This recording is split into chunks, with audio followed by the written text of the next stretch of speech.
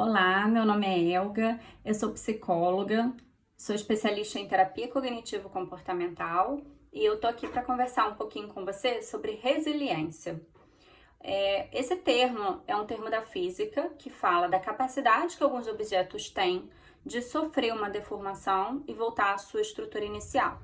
A psicologia adotou esse termo resiliência como a capacidade que algumas pessoas têm de sofrer situações adversas, caóticas, situações difíceis, críticas e voltar à sua estrutura inicial.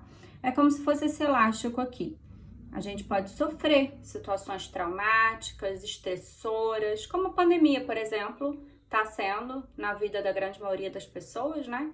E a gente consegue, sendo resiliente, voltar à nossa estrutura inicial. A gente pode voltar mais rápido, a gente pode voltar devagar, a gente pode oscilar, a gente pode ter alguns lapsos, mas a gente consegue voltar à nossa condição inicial, a gente consegue se reorganizar, sintetizar a experiência de uma forma que a gente possa inserir isso na nossa memória, que a gente chama de memória autobiográfica, que são os capítulos da nossa vida, acontecimentos importantes da nossa vida. A gente consegue se regular, consegue continuar funcionando de uma forma saudável, de uma forma eficiente, experimentando bem-estar e satisfação na vida. Então, as pessoas mais resilientes, elas conseguem passar por situações difíceis, que todos nós vamos passar, algumas em situações mais difíceis, outras menos difíceis, mas a gente consegue se reestruturar, se restabelecer e voltar à estrutura inicial. A resiliência é como se fosse uma força psíquica, um escudo protetor. Ela está relacionada com a menor probabilidade da gente desenvolver transtornos psiquiátricos como depressão, transtornos de ansiedade. É como se fosse um escudo emocional protetor para que a gente consiga lidar de uma forma mais saudável com as situações adversas que todos nós vamos passar. E mais do que nunca, esse assunto tem tudo a ver porque a gente está vivendo uma pandemia, então as pessoas estão expostas a situações difíceis em variados níveis e é tão importante a gente falar de resiliência, especialmente nesse momento. Eu gostaria de deixar claro que a ideia da gente voltar a essa estrutura inicial não quer dizer que a gente vai voltar da mesma forma como antes, que a gente vai esquecer experiências difíceis do passado ou que a gente vai sair completamente ileso disso.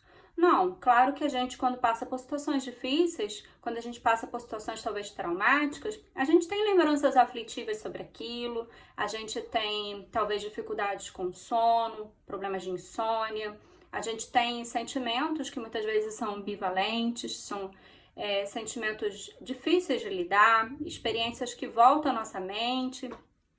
Mas a ideia da resiliência é como se a gente fosse inserir essas experiências desagradáveis, muitas negativas, na nossa memória autobiográfica.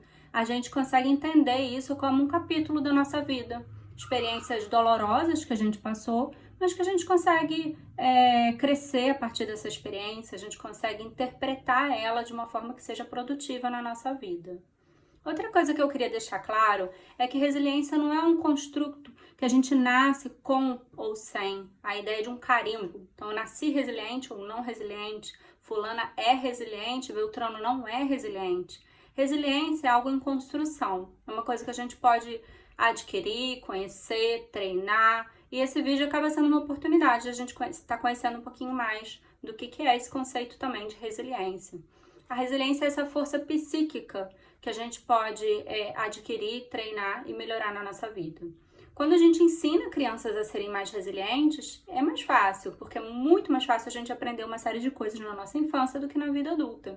Então tem uma série de coisas que a gente pode fazer para ajudar para que as crianças cresçam mais resilientes. Existem pilares que a gente chama que estão relacionados à construção da resiliência em um ser humano. Por exemplo, a ideia do laço. O laço é muito importante, os vínculos são muito importantes.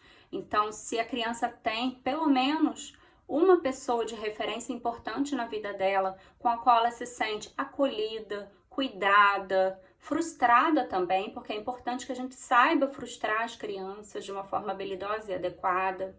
e muitos cuidadores, pais, acabam tendendo a atender todas as necessidades daquela criança e passando um pouquinho do ponto no sentido de ter dificuldade de frustrar. E para que uma criança aprenda a ser resiliente, a gente precisa frustrar essa criança também. A gente precisa ensinar ela a lidar com o não, a lidar com os limites, a lidar com as consequências de determinadas ações. Então, quando a gente não priva as crianças dessas oportunidades valiosas do convívio, a gente está ensinando resiliência para elas.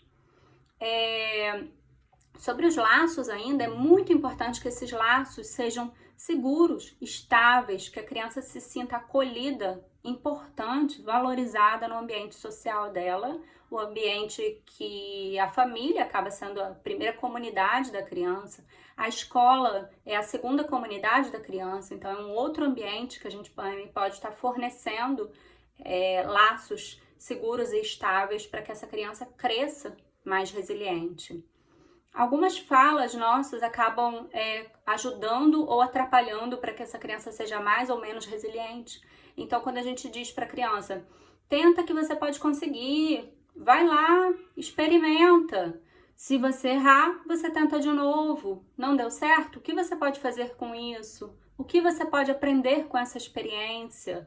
Como isso pode ser pensado de uma nova maneira? Então, a criança caiu, não se machucou, bate a mão e vambora, vamos tentar de novo. Tira a poeira e levanta a poeira e dá a volta por cima. Aquela ideia, velha ideia e muito sábia, né?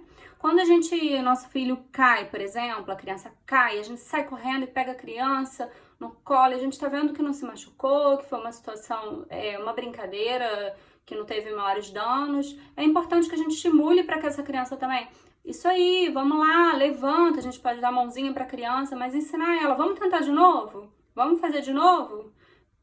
Dessa forma a gente está ensinando essa flexibilidade cognitiva, essa abertura que a criança pode aprender desde cedo. Ela olhar as situações difíceis como oportunidades, ela olhar o erro como oportunidade de crescimento, olhar as situações difíceis como desafiadoras e ela acreditar nos recursos pessoais dela para lidar com aquela situação. As pessoas que têm mais dificuldades em ser resilientes, muitas vezes elas superestimam as situações e elas subestimam as suas capacidades de lidar com aquelas situações. As pessoas mais resilientes, elas acreditam em suas capacidades, elas encaram os erros como fazendo parte da vida, como experiências com as quais elas podem crescer, podem aprender e podem se fortalecer. Muitas das vezes os erros são até trampolim para que ela possa alcançar objetivos e crescimento pessoal. Ainda falando nessa linha dos laços, o apoio social é muito importante. Então, nós somos seres humanos, seres sociais, nós precisamos de conexão. Conexão é muito importante para que a gente desenvolva a nossa resiliência. Então, é muito importante que a pessoa tenha a sensação de que ela tenha com quem contar, que ela tem pessoas com as quais ela sinta que ela tem apoio social. Isso também está muito relacionado ao desenvolvimento da resiliência. A espiritualidade também, a fé, ajuda muito. Então, aí eu não estou nem falando de religião, mas se a pessoa tem alguma religião que ela acredite, tudo bem, mas além de religião, a ideia da espiritualidade ajuda muito para que as pessoas tenham crescimento diante de situações difíceis. O autoconhecimento também é muito importante, porque a pessoa que se conhece, que percebe os seus limites, que percebe as suas dificuldades, os seus pensamentos, as suas emoções e consegue nomear, ela vai ter muito mais condição de se regular diante dessas situações. É importante que essas pessoas entendam sempre que resiliência é um conceito que a gente pode estar, não é estático, é algo em transformação. A gente pode construir, a gente pode dar base para que as crianças cresçam mais resilientes, se sentindo mais capazes de lidar com situações adversas e mais abertos às frustrações, aos erros e às suas próprias dificuldades pessoais, encarando elas como desafios, como oportunidades de crescimento. Mas a gente também pode exercitar isso na vida adulta. Diante dessa pandemia que a gente está vivendo, as pessoas estão lidando de formas diversas e as pessoas vão sair dessa situação de formas diversas. Quando a gente consegue ver coisas positivas, com as quais a gente consegue aprender, que a gente consegue evoluir, a gente tem mais chance de sair mais fortalecido das experiências. Outra coisa que ajuda muito também é o senso de humor. As pessoas que riem de si mesmas e não levam tão a sério todos os seus erros, elas vão ter mais abertura para aprender diante das situações e para conseguir se regular e crescer. Existe um conceito que a gente chama de crescimento pós-traumático, que são as pessoas que vão conseguir sair dessa situação de crise ou qualquer situação de crise mais fortalecidas. É como se elas saíssem dessa experiência melhores do que elas entraram. Muitas dessas pessoas que vão ter essa experiência de crescimento pós-traumático são aquelas que passaram a reolhar algumas situações, como, por exemplo, a importância da família, a importância da espiritualidade, do apoio social, começaram a repensar seu dia a dia, rotina, uma série de hábitos que tinham. Então, isso claramente vai estar gerando esse crescimento pós-traumático para essas pessoas. É importante que a gente tenha autocompaixão nesse processo, que a gente entenda que cada um tem uma história, cada um tem um contexto, e se a gente puder olhar situações desafiadoras como oportunidade de crescimento, se a gente puder tentar minimamente se fortalecer diante dessas situações, a gente já está fazendo bastante coisa. E se a gente puder fornecer um ambiente para as crianças em que a gente estimule, encoraje e que a gente não tenda a colocar nossos filhos em um plástico bolha, protegê-los de qualquer situação adversa, a gente permita que eles vivam as consequências e as frustrações da vida, que eles se sintam, que eles experimentem, que eles são capazes de lidar, a gente vai estar ensinando essas crianças a serem mais resilientes e provavelmente a gente vai estar construindo o mundo um pouco melhor.